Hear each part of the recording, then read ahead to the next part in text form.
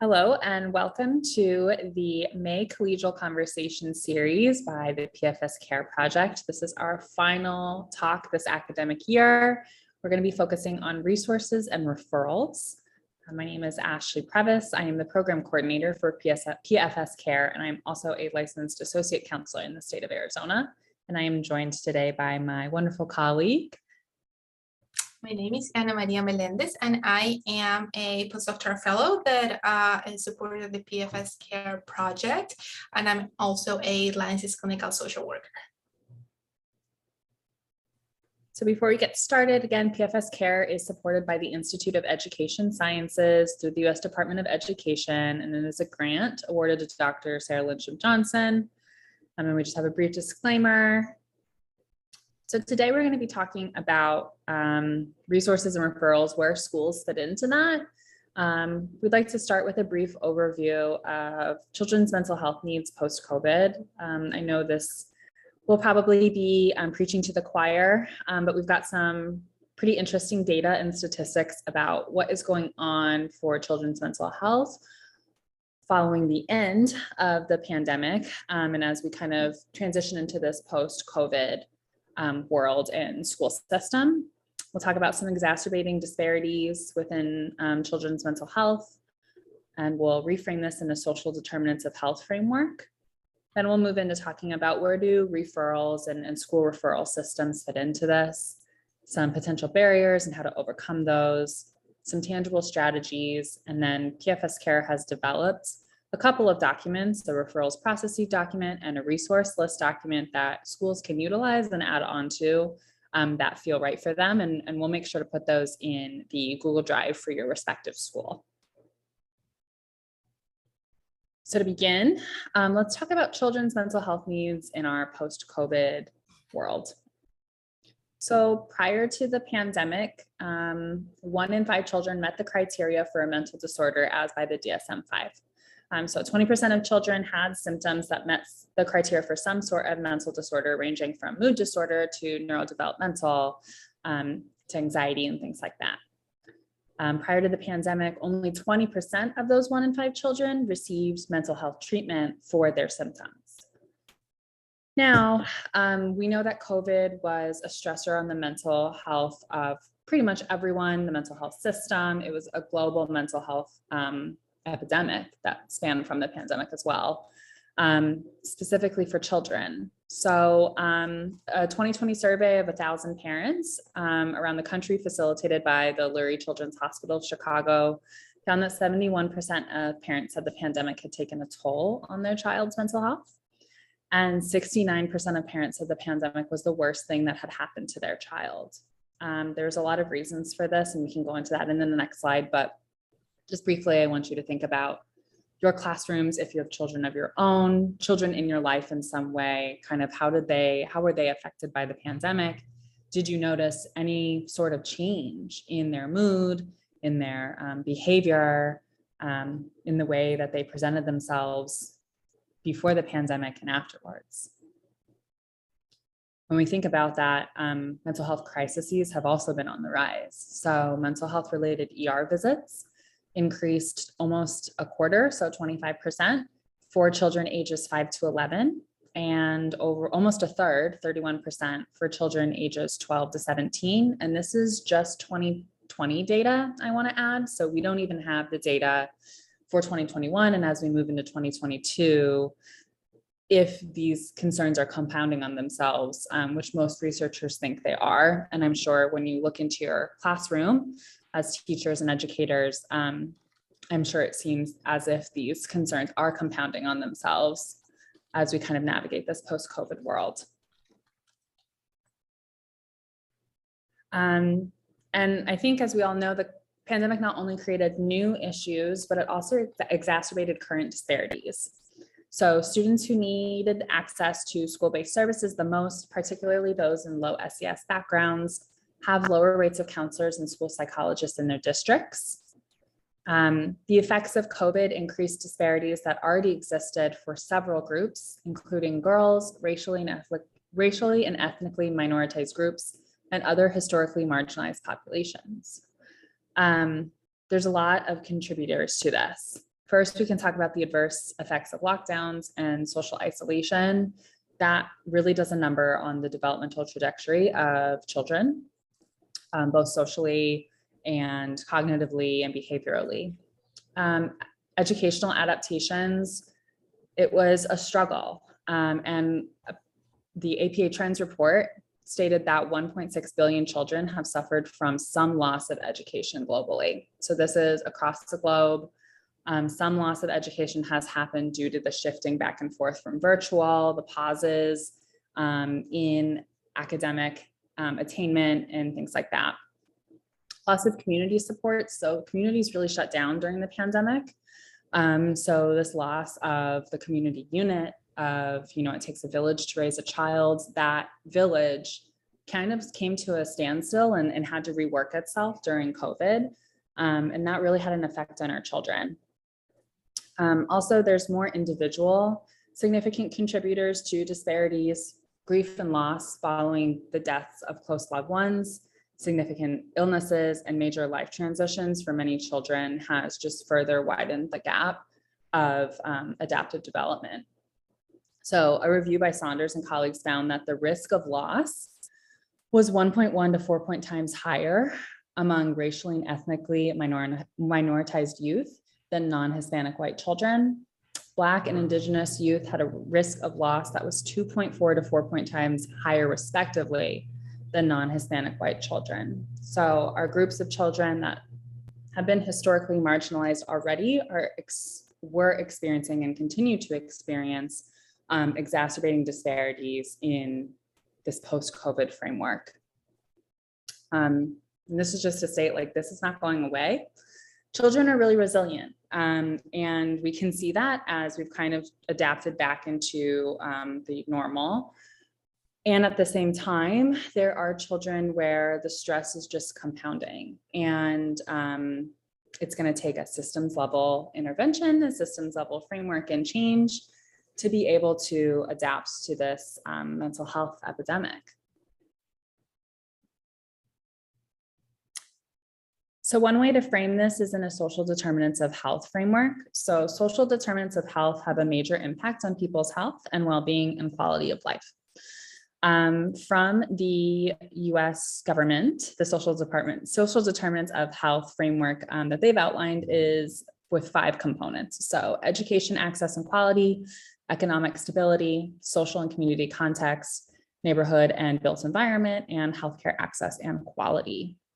Social determinants of health also contribute to wide health disparities and inequities. An example would be not having enough education access means you're less likely to go to a secondary education, which means you're less likely to be able to afford certain luxuries in life, like having access to healthcare throughout your life, having access to moving into a safe neighborhood, having access to areas of town that are not food deserts, things like that. So they compound upon themselves as well. Having a strong community or strong area in like 4 of these can help buffer maybe having lower resources in another area. So say you have strong education access, strong healthcare access, a strong neighborhood, and strong social and community context, that can tend to buffer some of the economic instability a family might experience, because if you feel like you can rely on your community, you're less likely to experience the extreme stress of, say, poverty or low socioeconomic status. Just promoting healthy choices won't eliminate disparities. Instead, public health organizations and their partners in sectors like education, transportation, and housing need to take action to improve the conditions of people's environments. And so this is part of what the PFS CARE project is aiming to do, and part of what a lot of school systems are feeling the stress of is how can we step in and provide maybe healthcare access, or be that pinpoint where we can provide those referrals and resources for our students for their mental health needs. Thank you, Ashley. So I think this is a great way to loop around the conversation up on how we can think about referrals within the school setting and within the context in which we are right now living. And this is important to think about even in the pre-pandemic era and now even post-pandemic, because just like Ashley mentioned, we have a lot of systems to consider when we are thinking about how to empower families throughout the referral process to mental health within the school settings. So I do think it's really important to, throughout the rest of our conversation today, to be thinking about the social determinants of health framework and really look at the referral process throughout that lens.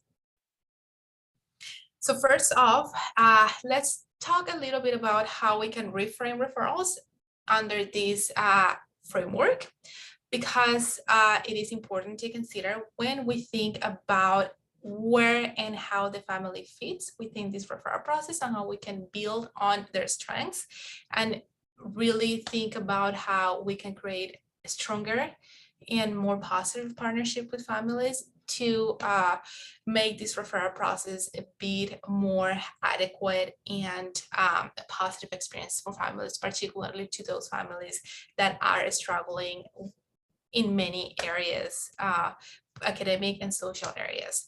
So let's just take a moment and think about how we can put ourselves in the family shoes and students' shoes within the schools, and how being referred to another service outside school can oftentimes be complex and oftentimes can generate stress, because engaging families that are struggling with psychosocial difficulties is not an easy process to go with.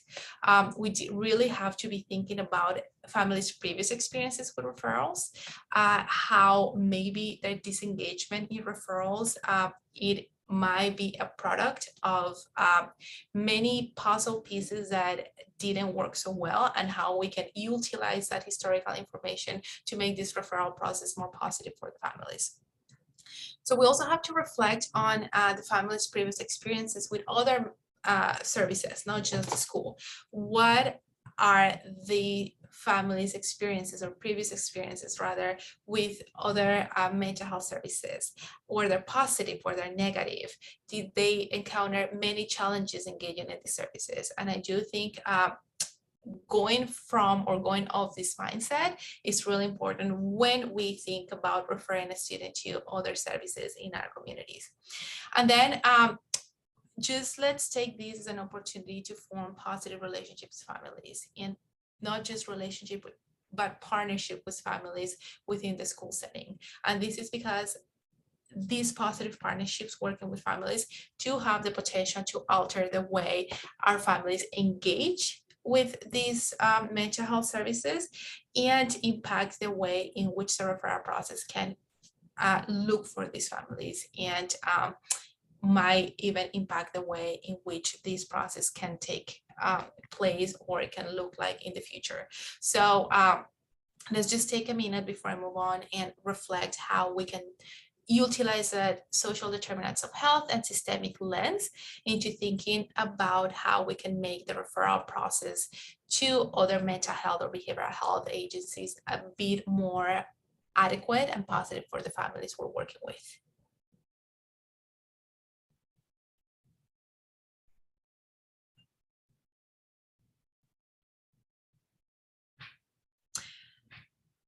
So let's, before we jump into more of the process of referral, let's just think about who might refer students to community or mental health services within the school settings.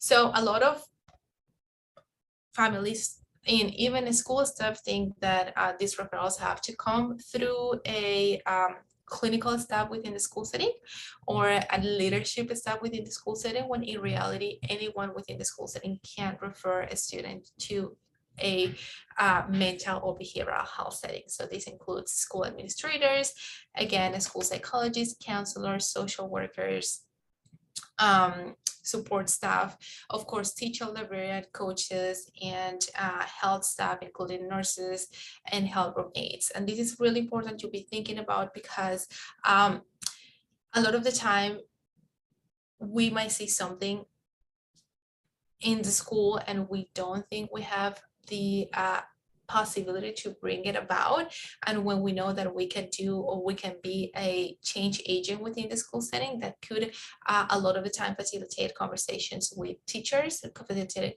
conversations with families that might be resistant to talk about a referral because they might not be talking with the person they feel more comfortable with. So it's all about relationships. So if we know that my student's teacher is the person that I feel more comfortable with, I will likely have a better chance of engaging and communicating with them my concerns about being referred out. So it is important to think that it doesn't always have to be a school clinician, the person that has to take or have to, the responsibility of the referral has to come from. So it's all about relationships and who families feel more confident and comfortable speaking with regarding the challenges that their student might be experiencing. So let's talk a little bit about challenges in connecting students to other supports, because it's important to consider these under the contextual and situational lens that we're experiencing right now, but also pre-pandemic, which Ashley had mentioned that there is not a whole lot of students that actually go through the referral process successfully. So we have to be really aware and cognizant of the challenges that students and families are experiencing or experienced before and continue experiencing to this day in connecting to other type of mental behavioral health supports.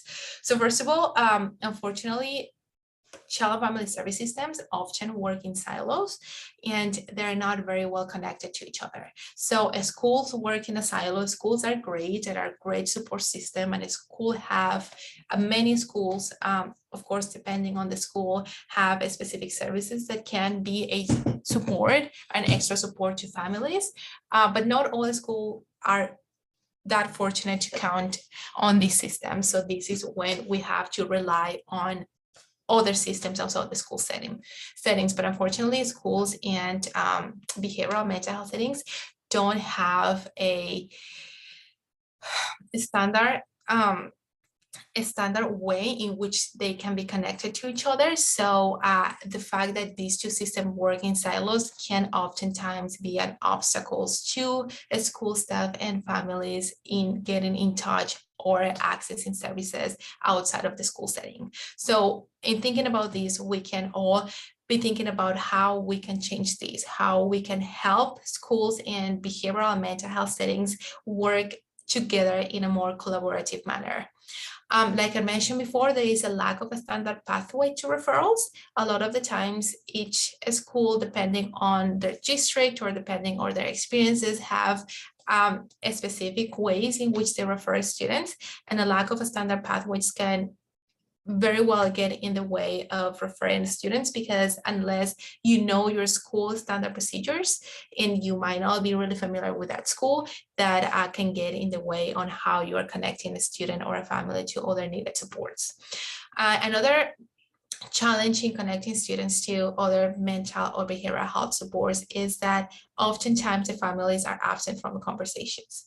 So let's just think about a student that is displaying some challenging behaviors within the school or some challenging difficulties within the schools. Oftentimes, the family is not brought to the conversation right away. And that very well can get in the way on how resistant or not resistant the family can be when they get the referral to their home. They might not be aware of what's going on. So one of the biggest barriers is that families are often not brought up to the conversation from the get-go. So again, this is just an opportunity to be thinking about how we can change that, how we can start bringing the families to the referral conversation from the moment we identify a student might benefit from extra supports. Another big challenge is the financial responsibility that being referred out to other services outside of the school setting can represent to a family. A lot of the families are unaware of alternatives or community alternatives that are available to them to receive services at no cost.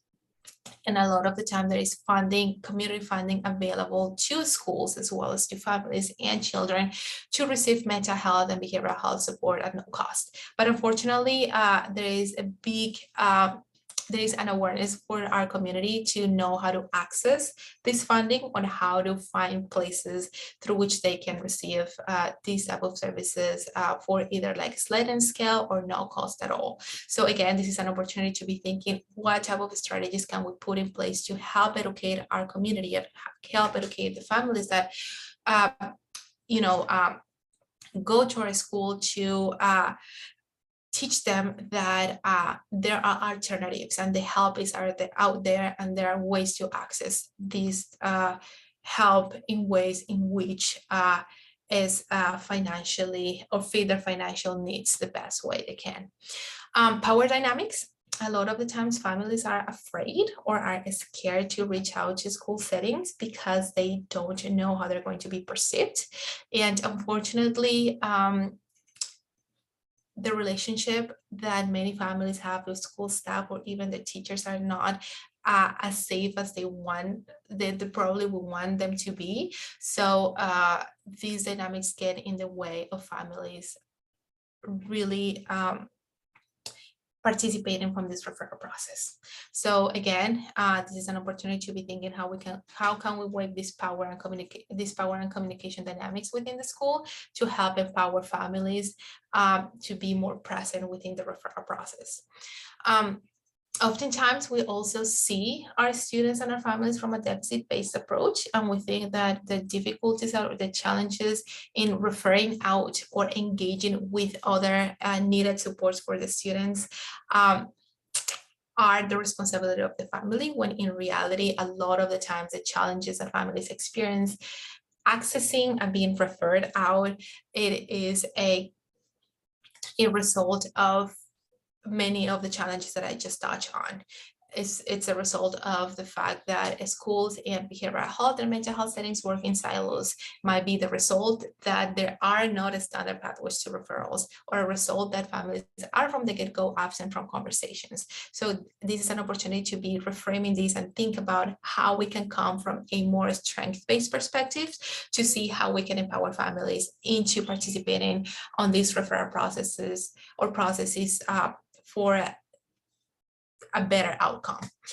And again, these all wants to limited engagement and the referral process, as well as accessing services. So again, this is an opportunity to think about how we can challenge these, how we can challenge these from a systemic lens. Ashley mentioned early on that a systemic change needs just systemic strategies. So we need to be thinking about how we can mobilize change from a different lens, in which we can make sure that the family is more involved and that our systems are better meeting the needs of other families that might be needing extra supports within the community.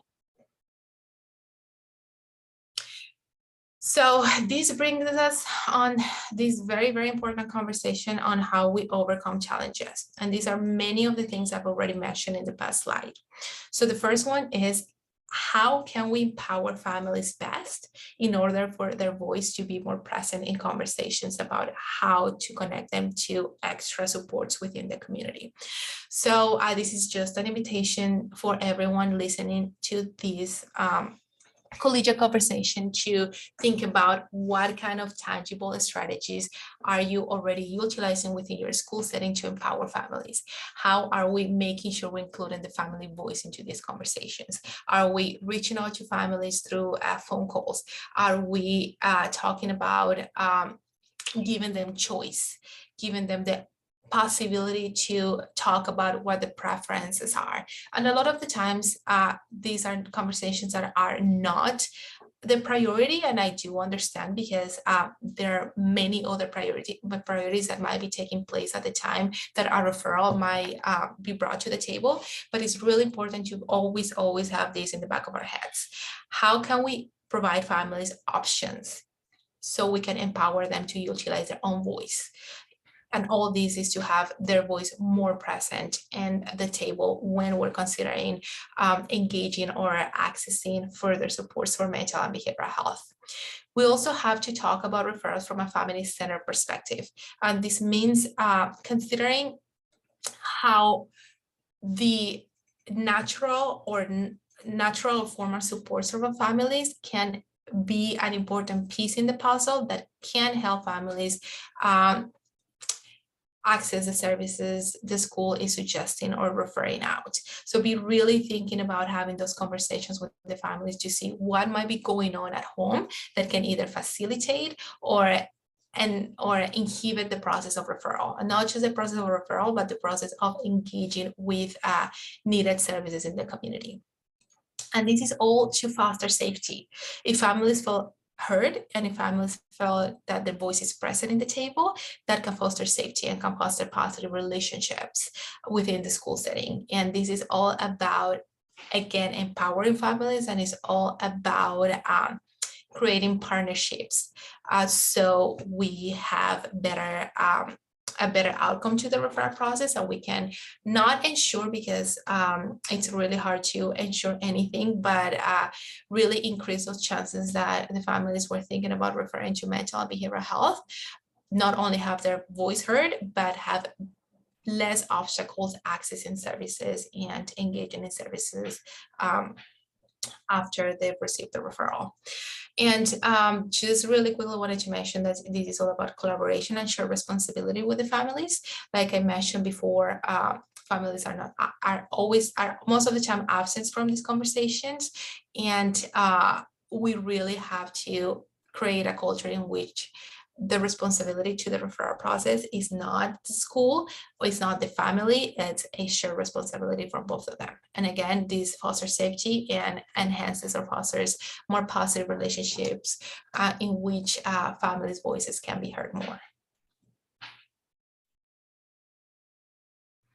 So just to touch on tangible strategies, some of you or some schools can consider to facilitate referral processes within the school. One important one is to create a resource list bank that everyone in the school can have access to, not just school staff, but families too. And I know many of you are already familiar with a family resource center or family resource room, and maybe this resource list bank can live there. Maybe it can be electronic, and maybe it's actually in a hard copy. So families can have access to resources within their community that they can access in case they feel the need for. So this is all about educating the community that there are resources available, that there are services available within the community. It's a matter of really knowing how to start the process on how to access them. So having a resource list bank can be a possible way in which we can start breaking these barriers to referrals. The second one is really leverage community connections. A lot of the times we can find that person, that one person that is really aware about what's going on in the community. And we have to be able to capitalize on that. We have to be able to be thinking about how we can leverage these community connections for the best interests of the families that are attending schools. How can this person or this community member, or even this community setting, because a lot of the times can be such as one agency that has a lot more information that the school might have at that particular time. So really getting to know the community and making families aware that there are community settings through which they can also obtain information is really important. Again, and this ties back to what I was speaking at the very beginning, we have to consider the family history with their referral processes and how they might or might not have followed through before. So really considering the positive and the negatives before the present time in which we're trying to make a referral. So really understanding what their experience has been before, whether it was a failed referral, whether it was a positive referral, that can really determine how that referral process can take place at that time. So considering the history is really important. And then just to tie it up as well with the social determinant health framework, we have to incorporate a systemic lens into the referral process. We have to consider context, whether it is a school context, whether it is the family context, but I will challenge all of you to consider the social and cultural context in which that referral is taking place. Because these can really have important ramifications on how the family feels about being referred out. Do they feel safe about reaching out to another community? Do their marginalized status, like Ashley was mentioning at the beginning, plays a role in how families might or might not connect to these referred services that we're trying to connect families with. So really considering the context is truly, truly instrumental when we think about the strategies to maximize a positive outcome for the referral process. We also have to be thinking about personalizing the process. I mentioned before that there is not a standardized pathway to referrals, which can be a big obstacle in how we refer students out to mental and behavioral health services. But we also have to be thinking about the other extreme. We have to personalize the process because no family is the same and no student will have the same context nor experience with the referral process. So we have to be able to find a balance between a pathway to referral and a personalized process. So again, we can maximize a more positive experience or outcome for families when they're being referred out. And then we really have to think about how can we foster cross-setting collaboration. I mentioned that one big challenge in the referral process is that schools and behavioral or mental health settings work in silos. So I really challenge all of you listening to this collegial conversation today is how can we be thinking about strategies on how can we foster cross-setting collaboration? How can we, again, leverage those community leaders and leverage our community connections to see how we can best collaborate and share responsibility with other settings that have services that might benefit children or families that attend our school settings. So I just quickly, and I have this up here because many of you might be thinking about what are the funding options for families when they're actually in fact referred out.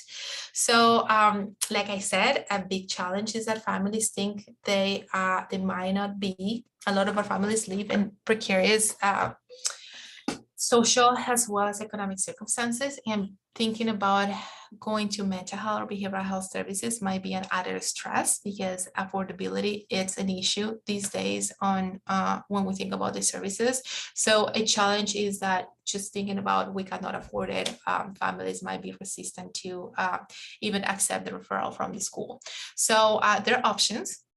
In fact, Access allows through a block grant allows for any student, regardless of their economic, migration, or social status, to receive the services within the school setting. So this is a pretty big deal because this is not a widely available information that our families know, and knowing that regardless of their social positionality, and again, when I'm talking about economical and migration status or economic circumstance and immigration status, they can still access services. Besides that, there are private insurance that the families can use to access this type of services. A lot of community settings have a sliding scales, or they pay less of a fee depending on their income. There are also private community-based assistance. So, but this is this is agency dependent. So this is not a guarantee, but there is a lot of community agencies that might have this type of funding assistance available. Of course, families that might have Medicaid benefits, travel health insurance for those that are eligible for it, and there are other state appropriate funds that can be utilized for students to access mental and behavioral health when they're referred from the school setting. So our project PFS CARE, our team partnered with the NTTAC to develop a pathway to referral document to help schools think about ways in which they can refer students out.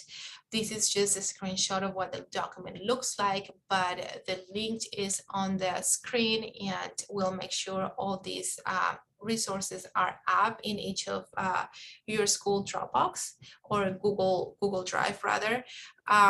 So schools can have access to this document. So this document is a short document, it's a 3-page document, but it describes a pathway to referral, and it has plenty of considerations that are important to be keeping in mind when we think about how to and where to refer a student out, and the process that can facilitate or considerations that can facilitate this process for school staff that need to or might have identified a student that might benefit from extra supports that are either mental or behavioral health. So like I said at the beginning, this document will be placed in your Google Drive and you'll have access to this.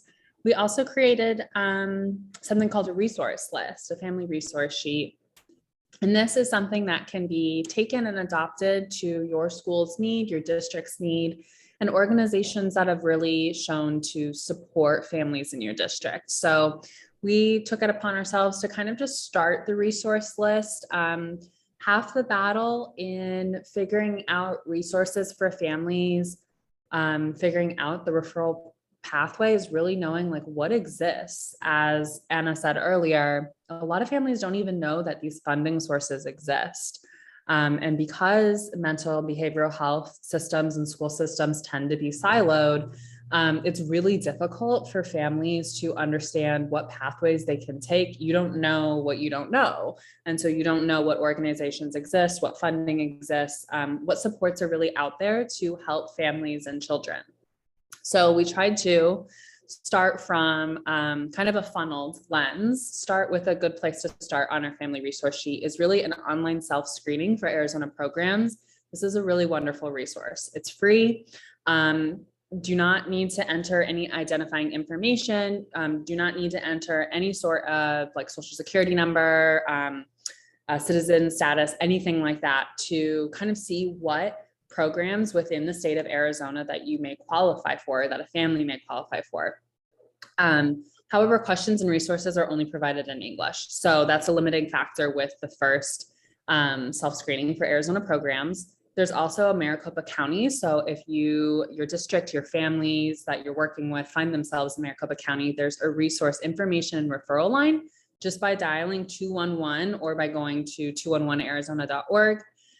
It's a referral line or website, even an app for social services and community services. And that ranges from everything from healthcare, dental care, food insecurity, food banks, homelessness and domestic violence shelters, free car seats. So many things exist for families and for children in Maricopa County in the state of Arizona. And it's really about this process of aligning our families and our students with the resources there.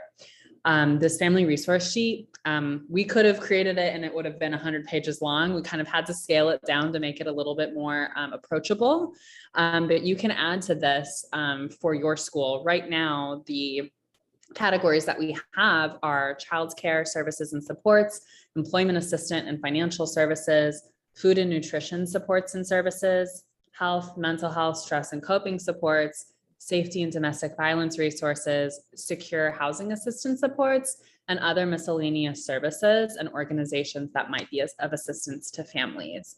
And so what this document really does is take away almost half the battle of really knowing what is out there by making this quick. This is what this organization does. This is how you contact them. And it gives families more agency and autonomy of, okay, because, as mental health providers, me and Anna know, case management is a whole entire job on its own. There are people who work 40 hours a week just organizing resources for their clients and for their families. And so the schools can take this on just a little bit. That offers a wide range of benefits for families and really makes this a tangible goal that families really can see themselves achieving. So we will have the referral document and the resource list placed upon in your Google Drive. Feel free to download them, edit them as it sees fit for your school and for your district. If you know of a really amazing resource or organization that provides, food boxes or that really helps families and needs for housing and things like that, feel free to add it. And also feel free to share these documents, really push these out to your school systems. As Anna said, like anyone can provide referral processes and resources for families within a school. And so really just pushing this information out. Again, we don't know what we don't know. And so being able to share this information is really important. As we transition out, here are a couple of references for some of the numbers and statistics that I shared earlier for you to do your own research and, have your own information if that feels right for you. And we want to just take a quick thank you. This has been a long academic year. This was our 7th collegial conversation. And we really just want to thank you for taking the time for watching this and for being with us along this journey. We are open to any suggestions for next year's collegial conversation, anything you want to see, anything that really resonated with you that you want extrapolated on. And we would just like to thank you from the PFS CARE program, and we hope you have a wonderful summer.